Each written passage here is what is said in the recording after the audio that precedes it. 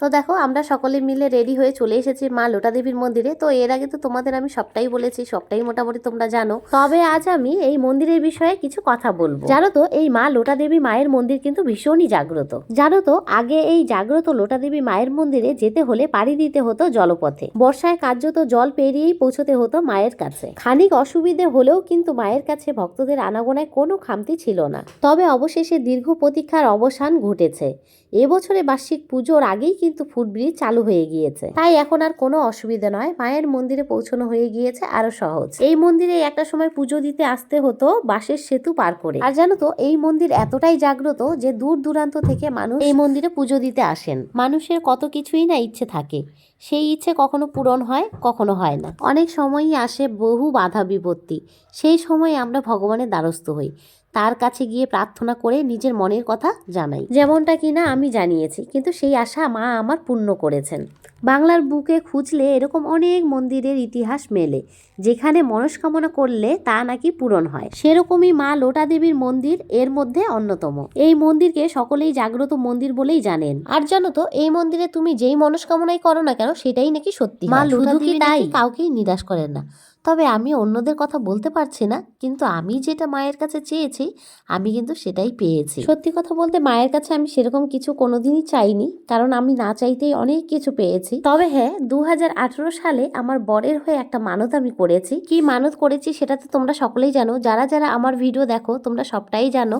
এবং কি আমি যেটা মানত করেছি সেটা আমি তোমাদের দেখিয়েছিও, তোমরা সবটাই জানো বলতে গেলে। তবে যাই হোক, মা আমার একটা অনেক বড় ইচ্ছে পূরণ করেছেন। আর জানো তো এখানে অপেক্ষা করছি পুরোহিতের, কিন্তু পুরোহিত নেই, যার জন্য মনটা একটু খারাপ যে কখন পুরোহিত আসবেন আর কখন পুজো দেব। আর জানো তো আমরা কিন্তু এখানে বেশ অনেকক্ষণ ধরেই দাঁড়িয়ে রয়েছি সকলে মিলে পুরোহিতের জন্য। এখন জানি না পুরোহিত কখন আসবেন না আসবেন। চলো তোমাদের একবার আমি মায়ের দর্শন করিয়ে দিই। এই দেখো মায়ের মুখটা কি মিষ্টিটাই না লাগছে, তাই না? আর জানো তো এই মায়ের পুজো কিন্তু প্রতি বছর ওই মাঘী পূর্ণিমা তিথি অনুযায়ী হয়। আর জানো তো শুধু মায়ের পুজোই নয়, এখানে মায়ের পুজোর পাশাপাশি একটি পাকুড় গাছকে ঘিরেও সকলে পুজো করে। আর যে যার মনের ইচ্ছে জানিয়ে পাথর বাঁধে। আমিও পাথর নিয়েছি, তবে সেটা পুজোর পরে বাঁধবো। আগে মায়ের পুজো দেব, তারপর আমি পাথর বাঁধবো। আর জানো তো 7-8 বছর পর সেই তোমাদের দাদা ভাই আর আমি দুজন মিলেই এবার একসাথে মায়ের পুজো দেব। আর এখানে দেখো বেশ অনেকক্ষণ হয়ে গেল, কিন্তু এখনো পুরোহিত আসেননি। পুরোহিতের জন্য সকলেই অপেক্ষা করছে। মন্দিরের ভিতরে থাকা একটি ভদ্রলোককে ডেকে বললাম যে কাকু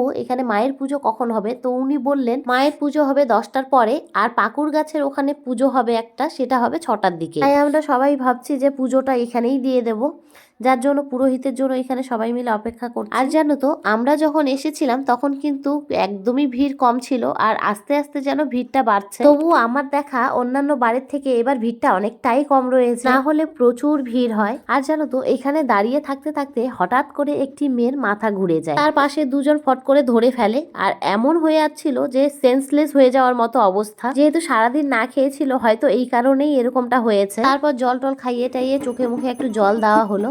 আর ততক্ষণে দেখো পুরোহিতও কিন্তু চলে এসেছেন, এখন শুরু হয়ে গেছে পুজো। উনি কিন্তু পাক্কা 6টার দিকেই এসে বসেছেন পুজোয়। তো এখন আমরা পুজো দিয়ে নেব। আজকের ভিডিওটা যদিও অনেকটাই লম্বা হয়ে যাবে, তো তোমরা একটু ধৈর্য ধরে দেখো, তাহলে এই মন্দিরের বিষয়ে অনেক কিছুই জানতে পারবে। আমি এই মন্দিরের বিষয়ে যতটুকু জানি কিংবা যতটুকু শুনেছি সবটাই আমি জানাবো।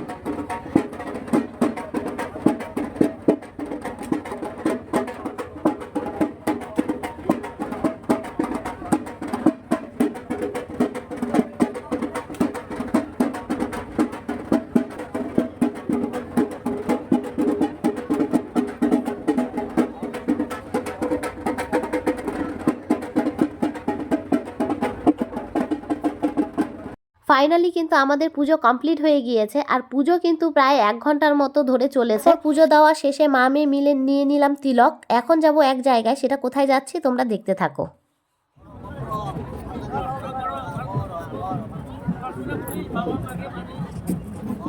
নমস্কার করো হাত দিয়ে, হাতে নমস্কার করো, হাত দিয়ে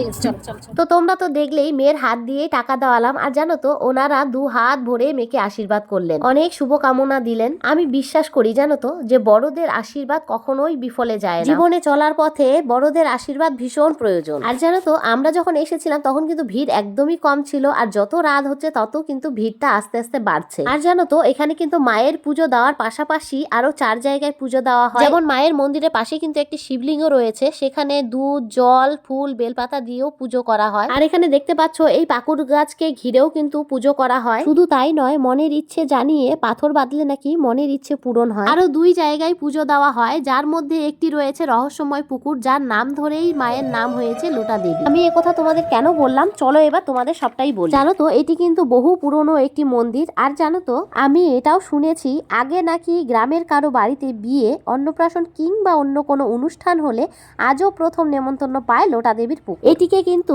অনেকে পুণ্যি পুকুর বলেও মনে করেন। এলাকার বাসিন্দারা এক সময় নাকি এই গ্রামের কোনো দুস্থ পরিবার মেয়ের বিয়ের সামগ্রী জোগাড় করতে না পারলে এই পুকুরকে নিমন্ত্রণ করে বলে যেতেন। পরের দিন সকালে এসে পরিবারের সদস্যরা দেখতেন পুকুরের কাছে পিতলের কলসি, থালা, ঘটি, বাটি কিংবা যা কিছু চাওয়া হয়েছিল সেসব জলে ভাসছে, নতুবা সযত্নে পারে রাখা রয়েছে। ওই সব সামগ্রী দিয়েই বিয়ে হতো মেয়ের। বাসিন্দাদের বিশ্বাস ডাকাতদের লুট করে সামগ্রী অলৌকিক ক্ষমতা বলে দেবী গ্রামের মানুষকে বিলিয়ে দিতেন। এই থেকেই জঙ্গল ঘেরা পুকুর পাড়ে মা কালীর বিগ্রহের নাম হয় লোটা দেবী। কয়েকশো বছর পেরিয়ে এসেও আজও এই মন্দির চত্বরে থাকা পুকুরকে ঘিরে এলাকার মানুষের বিশ্বাস অটুট। আরেকটা কথা বলি, এখানে কিন্তু পুকুরের পাশাপাশি একটি করলা নদীও রয়েছে, এখানেও কিন্তু পুজো দেওয়া হয়। তো চলো আজকে তোমাদের অনেক কিছু বললাম, আবার দেখা হচ্ছে নেক্সট কোনো ভিডিওতে। বাই।